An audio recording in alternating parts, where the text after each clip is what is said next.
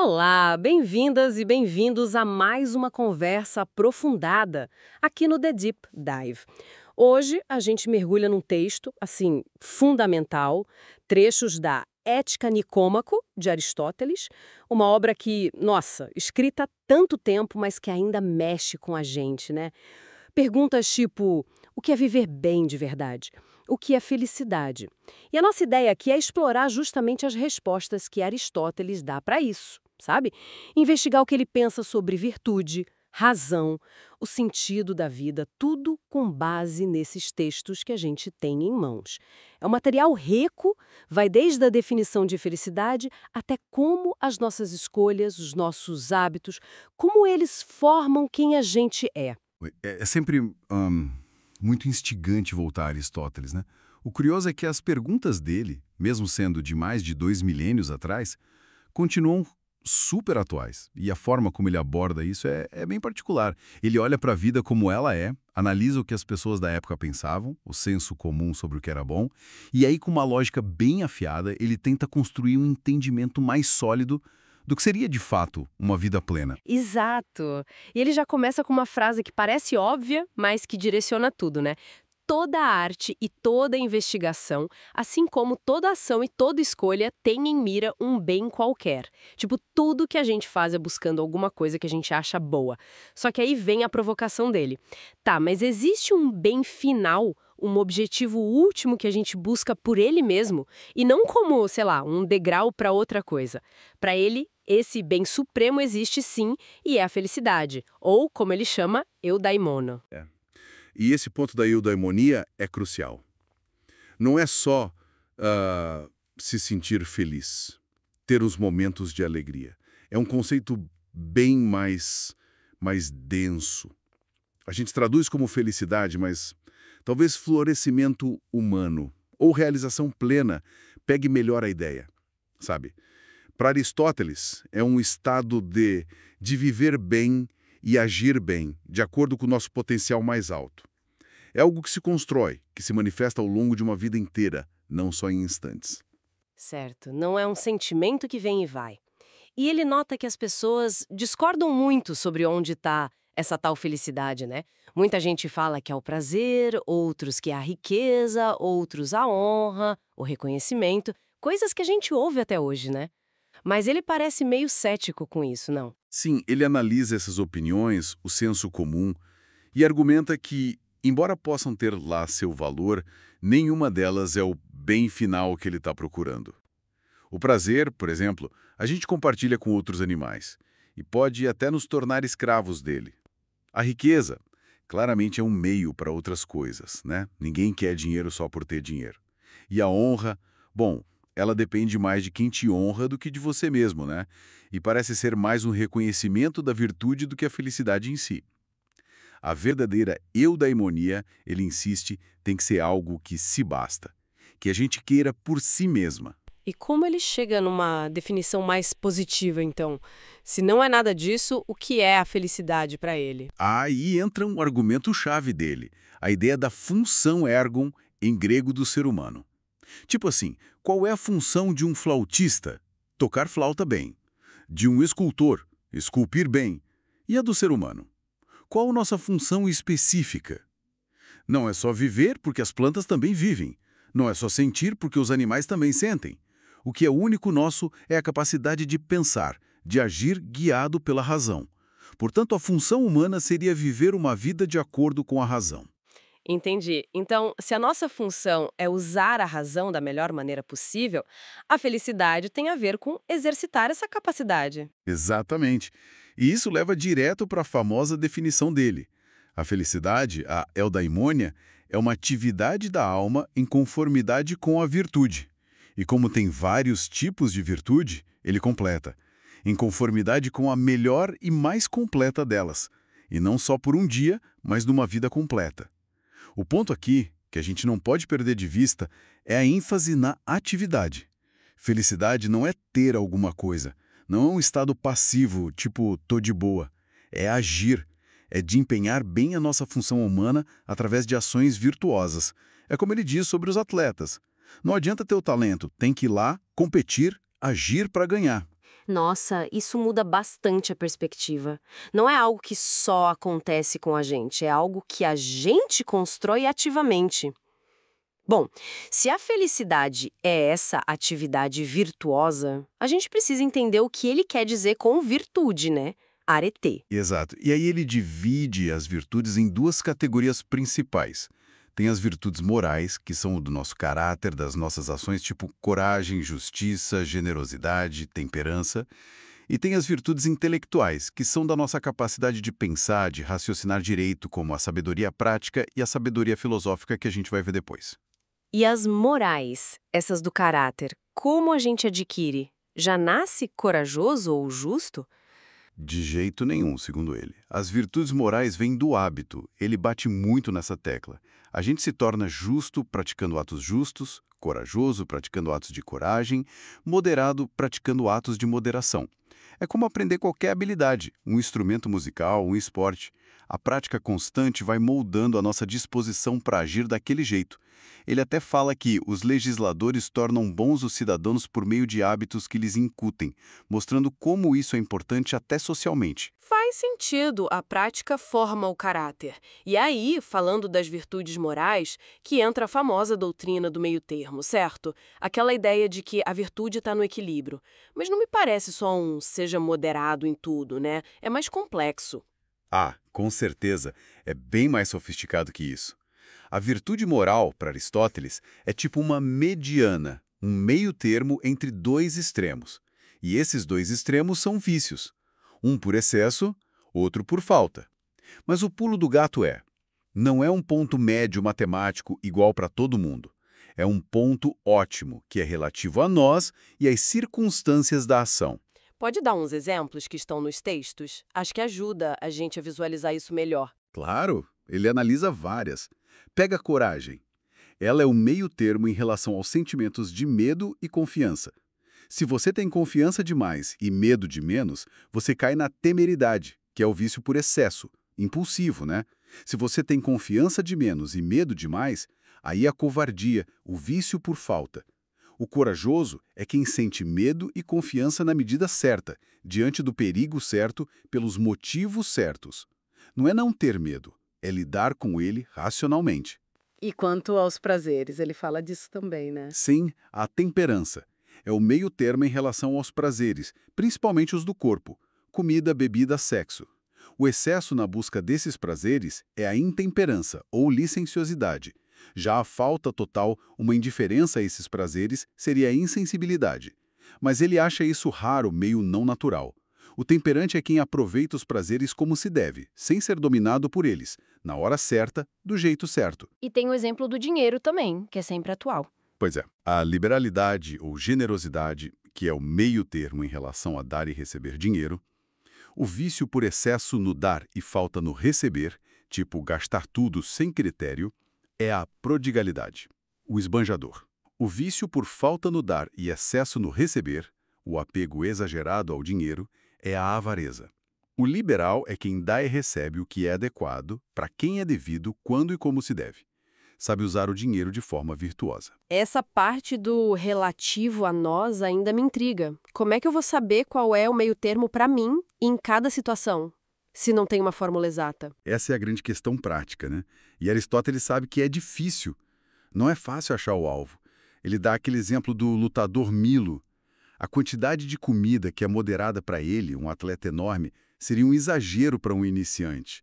Então, o meio termo depende da nossa constituição física, da situação específica, do objetivo que a gente tem. Ele dá umas dicas práticas, sabe?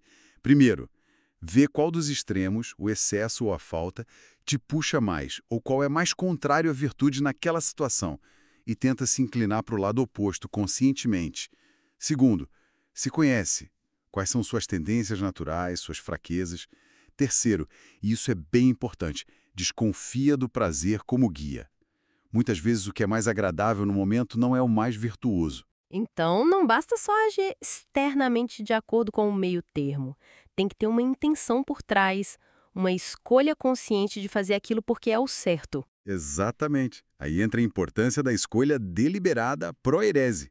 A virtude moral não é só um comportamento que virou automático. Ela envolve escolher fazer o ato certo, depois de pensar sobre ele, porque você reconhece o valor daquilo, e fazer isso a partir de um caráter já firme e estável. É por isso que ele diz que as ações voluntárias, aquelas que dependem da gente e que a gente faz sabendo o que está fazendo, são as que a gente pode elogiar ou culpar. As involuntárias, tipo se você foi forçado ou não sabia um detalhe crucial, merecem perdão ou compaixão. A escolha consciente está no centro da moralidade para ele. Entendi. Temos o hábito formando o caráter, a escolha deliberada buscando meio termo. Mas parece que ainda falta uma peça. Como a razão guia essa escolha na hora H? Especialmente em situações mais complicadas, onde não é tão óbvio qual é o meio termo. Ótimo ponto. É aí que entram as virtudes intelectuais que eu mencionei antes. E tem uma que é, assim, fundamental para a vida moral: a frônesis. A gente traduz como sabedoria prática ou prudência. Aristóteles define como uma capacidade verdadeira e raciocinada de agir com respeito às coisas que são boas ou más para um homem. É inteligência voltada para a ação.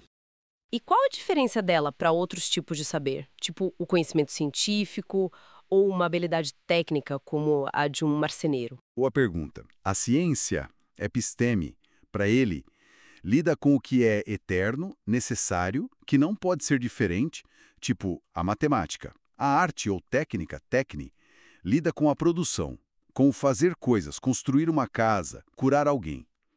Tem um produto final externo.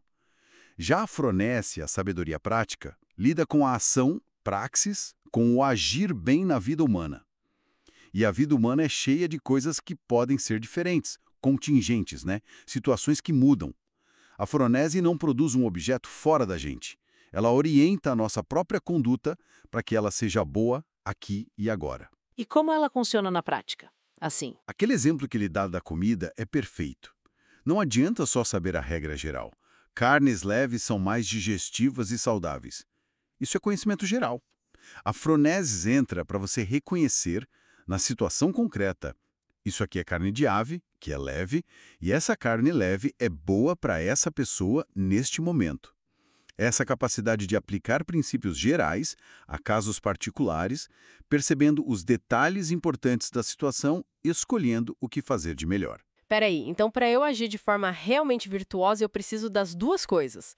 Tanto o caráter bom, moldado pelo hábito, a virtude moral, quanto essa capacidade de julgar bem a situação, a sabedoria prática. Uma não rola sem a outra. Exatamente isso. Aristóteles é muito claro nisso. Não é possível ser bom, ter virtude moral, sem sabedoria prática, nem possuir tal sabedoria sem virtude moral. É uma via de mão dupla. A virtude moral te dá o alvo certo, querer fazer o bem, buscar o meio termo. Mas é a sabedoria prática que te mostra como acertar esse alvo em cada situação concreta. Elas são, tipo assim, interdependentes para a ação virtuosa ser completa.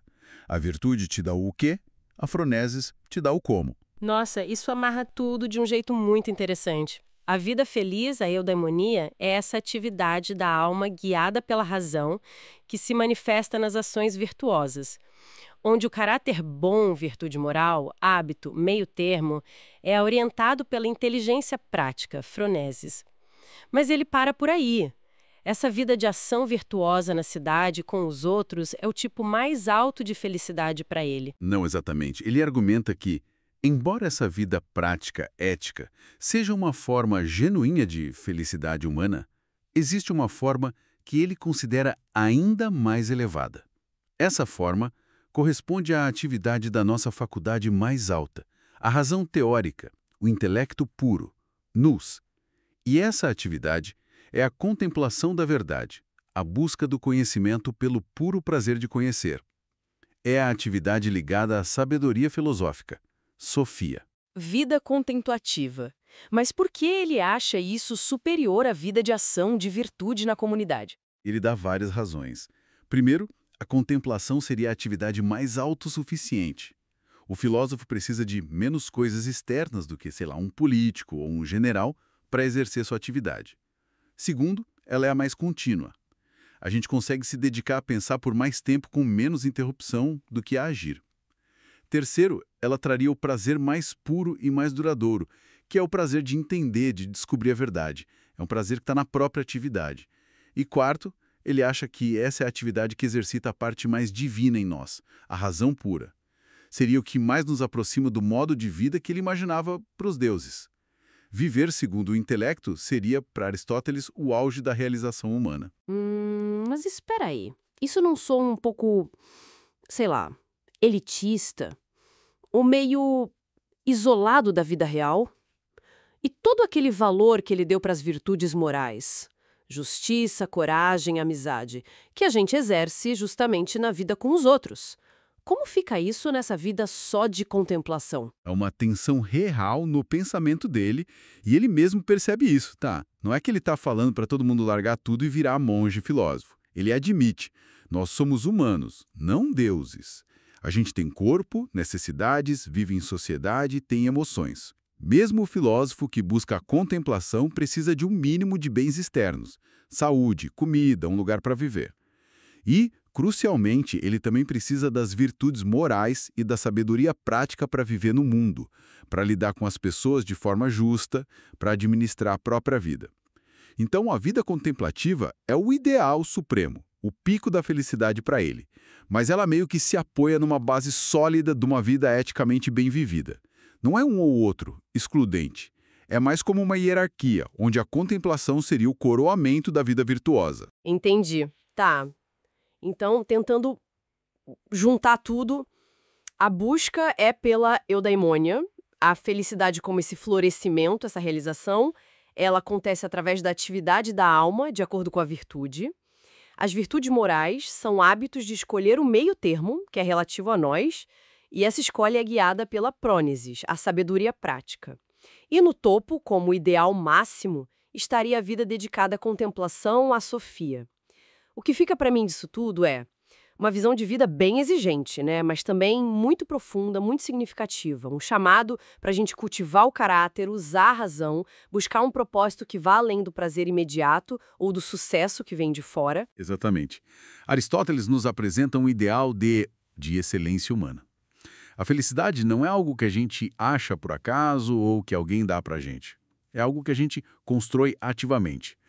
É um desenvolvimento das nossas capacidades, tanto racionais quanto morais. É um convite para a gente se realizar agindo e pensando de forma virtuosa, buscando viver da melhor maneira possível como seres humanos que somos. Uma visão realmente potente que continua a nos fazer pensar. Sem dúvida. E talvez, sabe, nos deixe com uma questão para levar para casa. Se a atividade mais alta e feliz, segundo ele, é a contemplação, essa busca do saber, como é que a gente, hoje, no mundo tão focado na ação, na produtividade, nessa conexão o tempo todo, como a gente encontra espaço e equilíbrio para essa dimensão mais reflexiva, mais intelectual da vida?